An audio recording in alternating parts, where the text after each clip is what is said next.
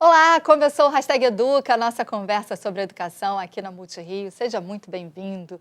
Se você está chegando aqui ao Hashtag pela primeira vez, muito obrigada por assistir a nossa conversa, participar dela, enfim, enviar seus comentários. Quem já acompanha o Hashtag já sabe, você envia seus comentários, conta a sua experiência, compartilha com a gente, enfim, tira as suas dúvidas através das postagens no Facebook, ou se você preferir, estiver acompanhando a gente, por exemplo, por um conforto aí de uma tela maior da televisão, mas estiver aqui com o mobile, você pode mandar também a sua participação pelo nosso WhatsApp. O importante é a gente te ouvir. Você vem para cá e enriquece a nossa conversa. O assunto de hoje é extremamente importante. Acho que no momento em que se discute algumas abordagens, algumas metodologias, vale a pena a gente pensar sobre isso. Escola é lugar de gente e de socialização. Hoje a gente vai conversar sobre a riqueza desse espaço, quais são as trocas que acontecem ali. Vou te dar um exemplo, você já se deu conta, por exemplo, da hora do recreio? Diferença de gêneros entre os alunos, idades, das séries, status, cada grupo que existe ali. Você já se deu conta que todo esse alunado, mais o corpo escolar, naquele momento, só naquele momento ali do recreio, está trocando tanta coisa? Já se deu conta? Agora imagina isso de uma forma mais ampla, na escola como um todo, e essa escola com o bairro, com o entorno, com as famílias. Escola é lugar de socialização. Mas, deixa eu só recuperar aqui o roteiro, quais são os fenômenos que ocorrem no interior de uma escola? Qual a importância dessas relações dentro desse contexto, dentro do contexto escolar mesmo ali, dentro dos muros da escola? Quem conversa conosco sobre esse tema é Vilma Maria de Lira Xavier, diretora da Escola Municipal Ayrton Senna da Silva, aqui no Rio de Janeiro. Seja muito bem-vindo ao Hashtag Educa, viu? Muito obrigada, Vilma, por ter aceito o convite, por ter vindo. E Zena Eisenberg, professora da Faculdade de Educação da PUC do Rio de Janeiro e doutora em Psicologia pela Universidade da Cidade de Nova York. Seja muito bem-vinda, Zena. Obrigada. Hashtag. Então, vamos começar. Por que a escola é um lugar privilegiado de socialização?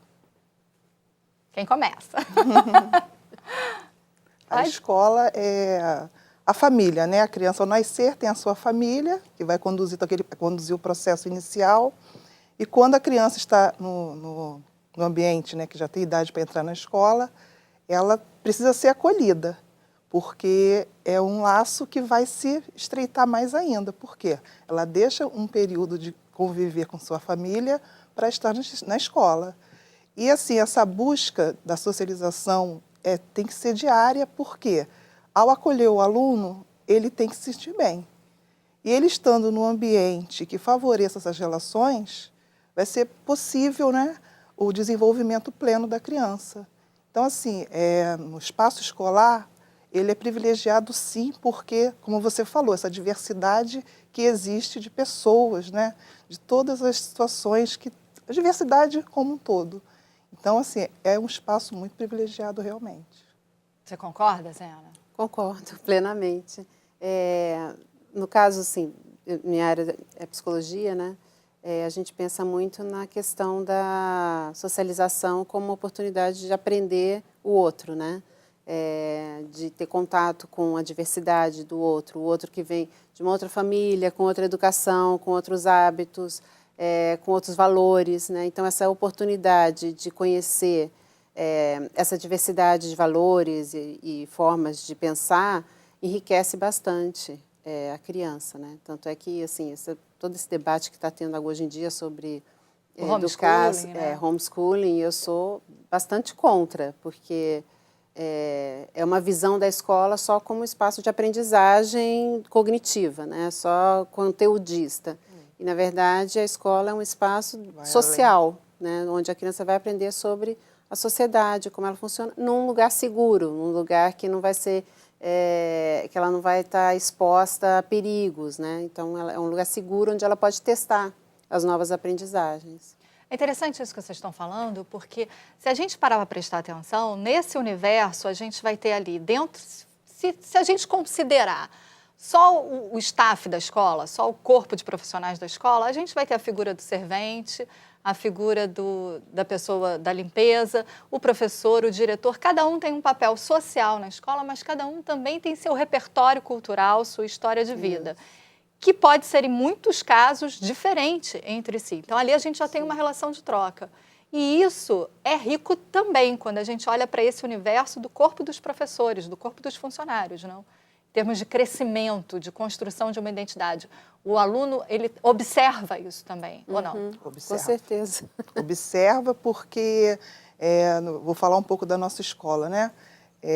Lá é um local em que a valorização é um desafio diário, né? A convivência harmoniosa dos pares e da escola como um todo. Como você falou, funcionários, professores, né? Toda essa parte, responsáveis. E, assim, um ponto que é muito assim, importante e fundamental é todo esse processo de se trabalhar essas relações com respeito.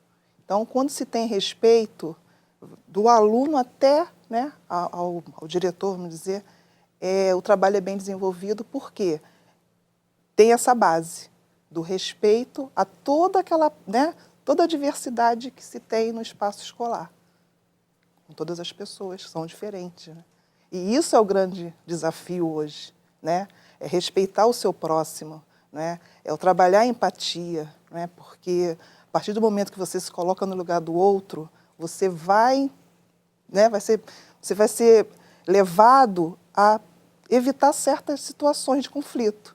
Então, assim, no espaço escolar, é a aprendizagem que a criança está na escola para aprender, mas essa parte toda da empatia, de ser solidário, hoje isso é fundamental.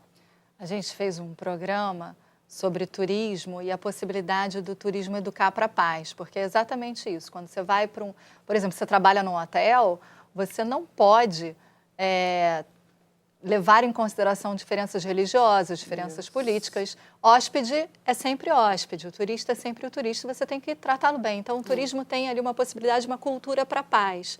A escola também tem esse papel. Se você olhar para essa diversidade toda dentro da escola, a escola tem esse papel na formação mesmo, psicológica do aluno. Não é tão diverso assim quanto você está falando, entendeu? Se a gente pensar, escola pública tem uma diversidade, mas todo mundo ali mais ou menos na mesma classe social, né? Todo mundo mora mais ou menos na mesma região geográfica. Se você olhar uma escola particular, você vai ver que são pessoas mais de elite, depende da particular, né? Tem particular também de bairro, que são também... Eu acho que existe uma certa homogeneidade, porque as pessoas acabam migrando, né, para nichos onde elas se identificam. Então, eu não diria que é uma diversidade tão grande assim. Talvez você encontre mais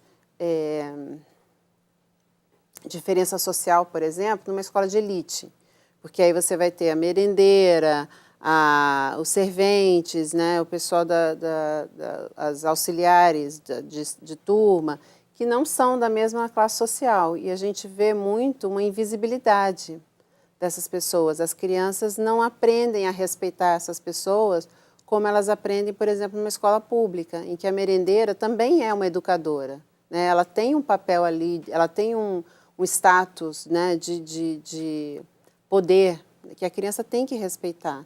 E eu acho que isso é um contraste, né? Porque nas escolas de elite você vê a transferência daquele preconceito social vai para dentro da escola. A escola é um lugar de observar isso, dessas transferências do modelo de comportamento social mesmo que a gente tem no macro da sociedade dentro da escola? Sim. É? Sim, sim. A Vilma E foi assim, enfática, sim. E voltando um pouquinho à sua pergunta da cultura da paz, né? O espaço de paz. A nossa escola é toda voltada para essa parte, né? Nós temos evento no final do ano, que é o nosso canto de paz, e foi o que eu falei.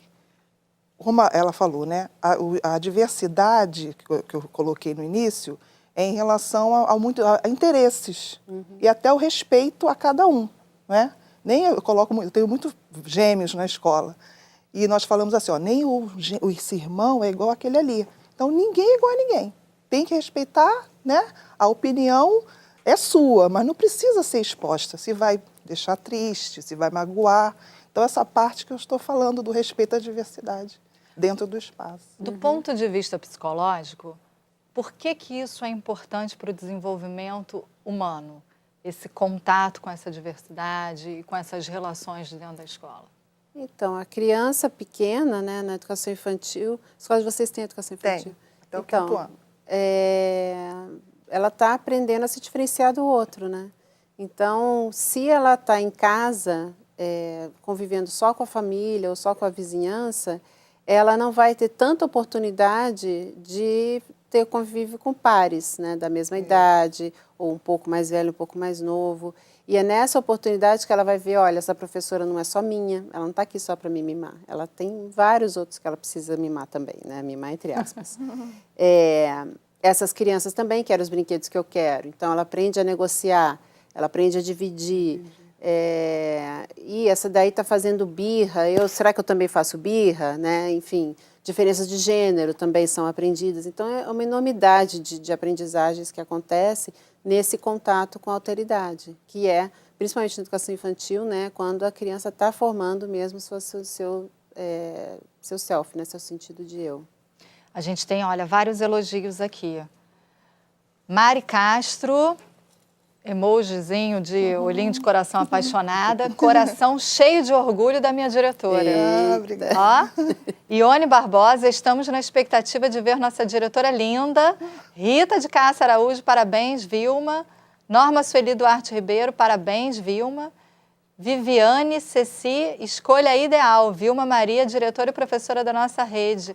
Essa entende de crianças e escola. Raquel Araújo, estamos todas aqui orgulhosas assistindo a nossa diretora Vilma Maria. Cláudia Orioli, família, escola, comunidade, associação necessária.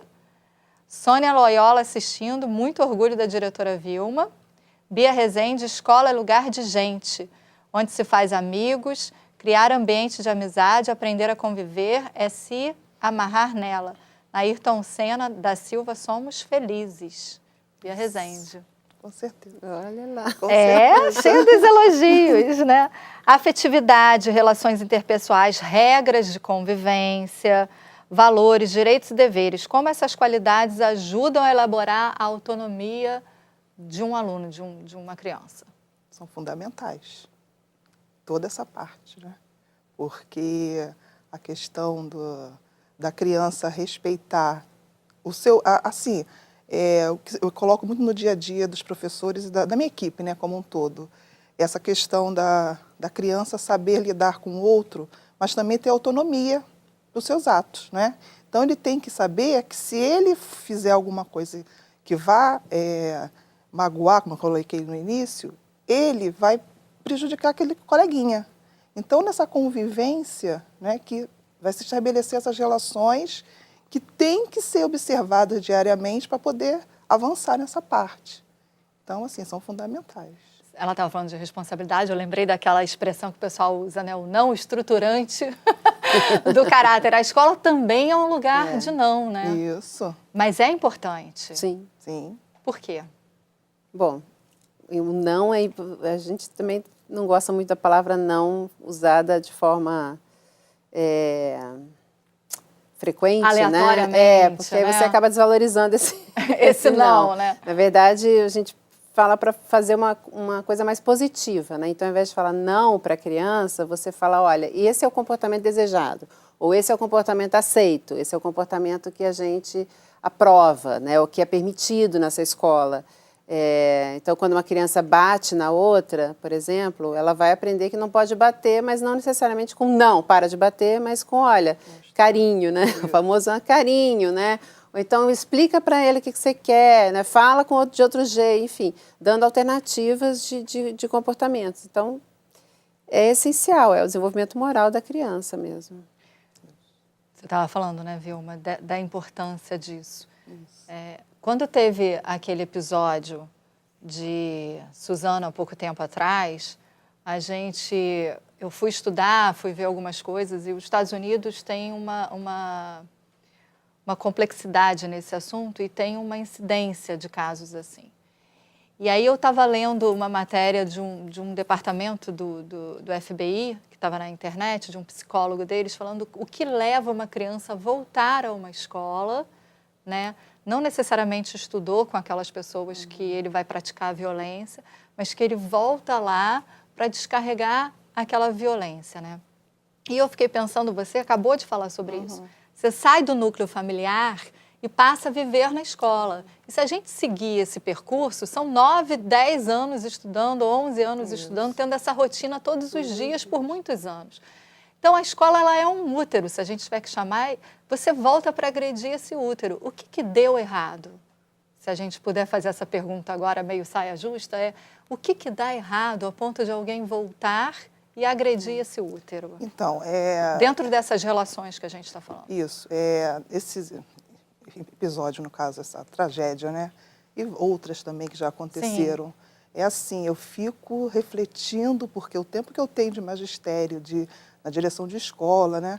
Então, assim, essa pergunta que eu me faço também e fico assim imaginando, meu Deus, o que tem que ser feito além do que nós já fazemos, né? Do que a escola já faz.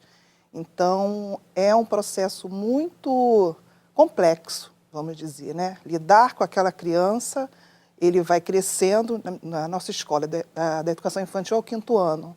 Então, graças a Deus, eles voltam para abraçar, para dizer notícias ótimas de conquista, de vitórias. E eles gostam de retornar ao espaço da escola, né? Da nossa escola. E quando eu leio uma notícia dessa, eu fico muito, muito, muito assim, triste e, ao mesmo tempo, pensando o que nós podemos fazer mais além, que não aconteça nem em escola próxima, nem em nenhuma escola. Mais nenhuma? Em nenhuma, porque é uma situação muito triste. Porque eu acho que isso evidencia que a escola é mais do que lugar de conteúdo curricular. Sim. E disciplina, né? Sim. Eu acho que é uma agressão à escola mesmo, né? E geralmente essas pessoas que fazem isso são pessoas que por algum motivo não se sentiram olhadas, né? Que sofreram bullying dos colegas e que o bullying não conseguiu ser resolvido pela escola. Então, assim, eu imagino que uma escola em que você tem uma diretora amada, né? E que está presente. Por que ela é amada? Porque ela deve estar se importando, né? Tem várias pesquisas mostrando que o que mais diferencia um professor do outro é ele se importar. Então, se essa criança não está se sentindo olhada, não está se sentindo cuidada, né, de alguma forma, ela vai sentir ódio, ela vai sentir rancor dessa escola, porque ela vê que outras crianças estão, né, sendo olhadas e cuidadas, etc. E, então, eu acho que... Mas, assim, se você for pensar como são as escolas, né, abarrotadas, faltando vaga para aluno, então, as turmas são cheias, então... É difícil para a professora, ou para a diretora, ou coordenação, olhar cada criança, né? Alguma coisa pode escapar. Claro que depende da escola. Então, eu não generalizaria assim, as crianças saem odiando a escola. Não acho que é por aí. Eu acho que são algumas pessoas que escapam e que escapam ao olhar e não se sentem contempladas. A gente vai mostrar agora um trechinho, tem um pouco isso do que a gente está falando. É um filme de 2007, Escritores da Liberdade. Essa professora, quando chega, essa escola é uma escola americana, ela quando chega nessa escola, só para dar o contexto aqui, porque a gente só vai mostrar um trechinho para você. Ela chega nessa escola, no primeiro dia de aula, uma turma de adolescentes já, considerada aquela pior turma da escola, aquela que tem defasagem, idade série, né? Você tem os alunos mais violentos, os repetentes, aquilo tudo.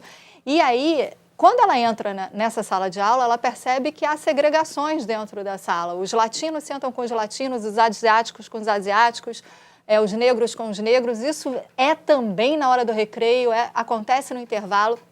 Ela é agredida, os colegas são agredidos. Então, ela resolve mudar a postura dela e ela desenvolve com os alunos uma coisa muito, muito interessante que tem nas escolas da rede, algumas escolas particulares, que é o projeto de vida e aquela metodologia do diário.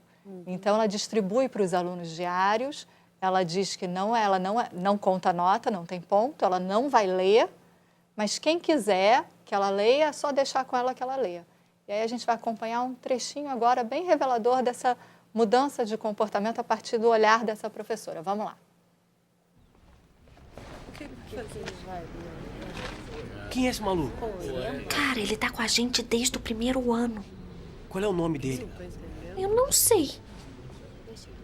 Esse verão Foi o pior verão dos meus 14 anos de vida. Tudo começou com um telefonema. Minha mãe estava chorando e implorando, pedindo mais tempo, como se estivesse lutando para dar seu último suspiro. Ela me abraçou o mais forte que pôde e chorou. As lágrimas atingiram minha camisa como balas. Disseram que íamos ser despejados. Ela ficou se desculpando comigo. Eu pensei, não tenho mais casa. Eu devia ter pedido alguma coisa menos cara no Natal. Na manhã do despejo, uma batida forte na porta me acordou. O xerife estava ali para fazer seu trabalho. Eu olhei para o céu esperando que alguma coisa acontecesse. Minha mãe não tem família com quem contar. Nenhum dinheiro entrando. Por que me importar em ir para a escola e tirar boas notas se sou sem teto? O ônibus para em frente à escola e eu tenho vontade de vomitar. Estou usando as roupas do ano passado, os mesmos tênis velhos e o mesmo penteado. Eu fiquei achando que iriam rir de mim. Em vez disso, alguns amigos da minha turma do ano passado vieram falar comigo. Aí eu percebo que a senhora Gruel, minha professora de inglês maluca do ano passado, é a única pessoa que me fez ter esperanças. Falando com os meus amigos sobre as aulas do ano passado e os passeios, comecei a me sentir melhor.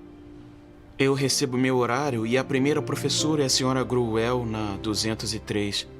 Eu entro na sala e sinto como se todos os problemas da vida não fossem tão importantes. Estou em casa. Está sim. Esse filme acho que retrata bem isso, né? E emociona porque ninguém se olhava nessa turma. E dá para perceber na leitura dele, que ele expõe a leitura do diário dele de vida, que não ter a roupa é o mesmo problema dos outros, dormir na rua é o problema do outro colega. Escola é realmente olhar para o aluno, olhar para o outro e é escutar esse aluno. Escola é lugar de escuta, de acreditar nos sonhos, nas expectativas. Deveria ser, né? Sempre.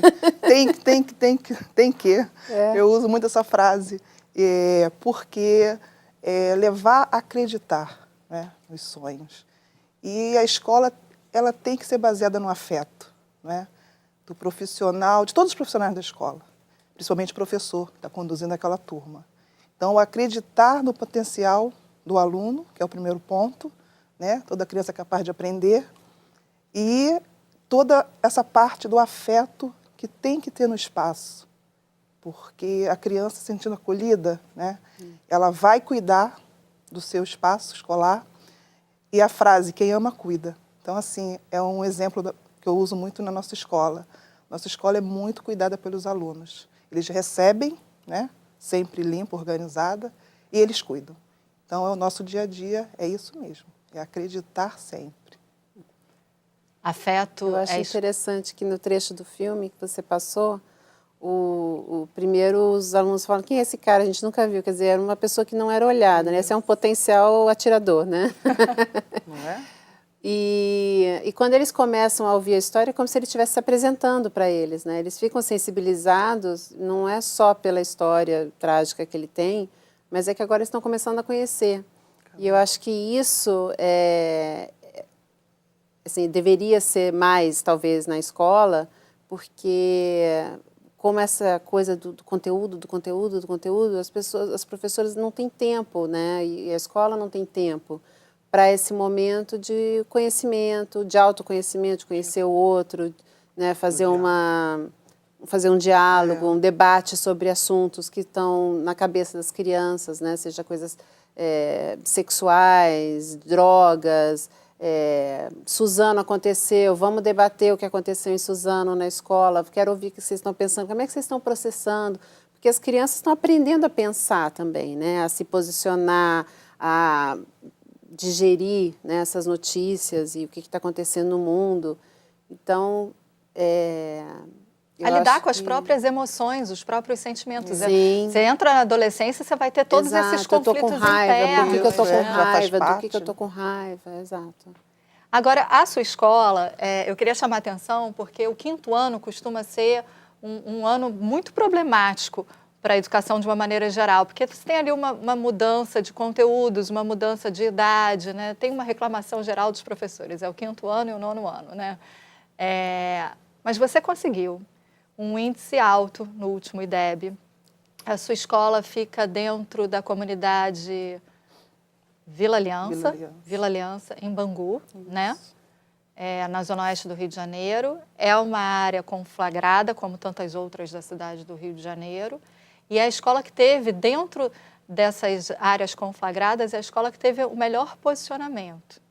A gente está falando de índice de IDEB, obviamente a gente está falando de uma prova, mas para uma criança poder sentar ali e calmamente fazer aquela prova, independente dela ter estudado ou não, ela precisa estar confortável para fazer aquilo. E esse conforto passa por uma estrutura psíquica que a escola oferece, sem pressão, sem uma rigidez. Qual é a sua prática na escola? O que você faz para a sua escola ser tão amada e ter conquistado o posicionamento que teve? Olha, a questão do afeto que eu coloquei, a nossa escola, ela é muito querida e respeitada na comunidade. O primeiro passo é a valorização do professor, enquanto responsáveis, né? Valorizando aquele professor que está ali diariamente com seu filho e que sabe que eles querem o melhor para o seu filho. Então, assim, nós temos nosso patrono, né, Ayrton Senna da Silva, que colocava sempre a questão da dedicação, do esforço. Então, eles sabem que para conseguir precisa se dedicar e se esforçar muito. Então, da educação infantil ao 5º ano. Então, é um processo. Não é o aluno que faz a prova do 5º ano. A professora que está à frente, ela tem um papel fundamental naquele ano, né, de trabalhar os conceitos, tudo que tem, as competências, tudo que tem que ser feito para finalizar o 5º ano. Mas é todo um processo, é lá na alfabetização, né, que a nossa escola tem uma excelente alfabetizadora, que é a nossa professora Cláudia Odete, e todo esse trabalho que é feito com muito amor e afeto, ela desenvolve porque a criança alfabetizada, né, na idade certa, ela vai ter o seu sucesso escolar. Então, a nossa escola, ao longo dos 22 anos, sempre buscou alfabetizar no 1º ano. No 2º ano vai se consolidar, no 3º, né, mas na situação de 3º ano que tem que estar alfabetizado, e ele vai para o 4º, ele vai para o 5º. Então, é um processo de aprendizagem em que os alunos sabem que eles têm que se dedicar, né? Então, o trabalho na Escola Ayrton Senna da Silva é assim, é um espaço privilegiado. Porque, como você colocou, né, os desafios são diários, para se chegar e para se sair. Os alunos moram lá naquele lugar, no local, e eles têm a nossa escola como um espaço de aprendizagem e de muito amor por eles, em que sempre será possível alcançar o que se quer. Por quê? Eles sabem que eles vão ter que se dedicar. Então, quando chega ao final do ano, que esse ano vai ter a prova, né? Brasil, eles sabem já durante o ano que eles têm essa prova, como todas as avaliações durante o ano, que são importantes, né? A criança está aprendendo, está estudando, né? Então, é isso que eu quero colocar. Hoje, estar aqui é uma grande oportunidade, porque estou muito feliz. Obrigada mais uma vez, porque eu comecei assim, minha carreira como professora no CIEP Gilberto Freire, próximo também. E após 11 anos, eu fui convidada para ser adjunta, diretora adjunta da Escola Ayrton Senna. E lá, quando eu comecei como professora, eu já tinha pessoas muito especiais que começaram aprendi essa trajetória do respeito, do acreditar nos sonhos. E quando eu assumi a direção da Escola Ayrton Senna como diretora adjunta, que a minha diretora do CIEP, Gilberto Freire, me convidou, eu pude colocar em prática. Então, assim, esses resultados alcançados, nossa escola foi premiada 2 vezes com gestão em MBA em gestão empreendedora. Olha aí, gente. E eu fiz, né? Eu fiz e a minha adjunta também, pela UF, né? Firjan UF, parceria. E, assim, colaborou muito. Que bom. Só para a gente encerrar, essas relações de alguma maneira, elas se estendem fora dos muros da escola? A gente já está encerrando o horário do hashtag. Isso que é vivido, disciplina, afeto, escuta, Isso é para ser levado para fora do muro da escola, na construção de um ser humano pleno, autônomo? Com certeza, né? Por mais que assim a gente seja diferente em diferentes contextos, né? Você vê a criança que em casa é de um jeito, na escola é de outro, mas essas aprendizagens vão formando o indivíduo. Então, quando a criança sai do Fundamental 2 ou do ensino médio, ela sai com todos esses valores, todas essas aprendizagens que ela vai aplicar nas suas relações sociais fora, nas suas relações no trabalho, na faculdade, seja onde ela for, né? Então, com certeza, é o que ela leva. Obrigada, Zena. Obrigada, Vilma, pela participação de vocês aqui no Hashtag Educa. Obrigada. Obrigada a você. Obrigada também a você pela companhia. E você já sabe, tem mais conteúdo sobre esse assunto nas nossas postagens no Facebook e no portal da Multirio. E eu aguardo você no próximo Hashtag. Até lá. Tchau.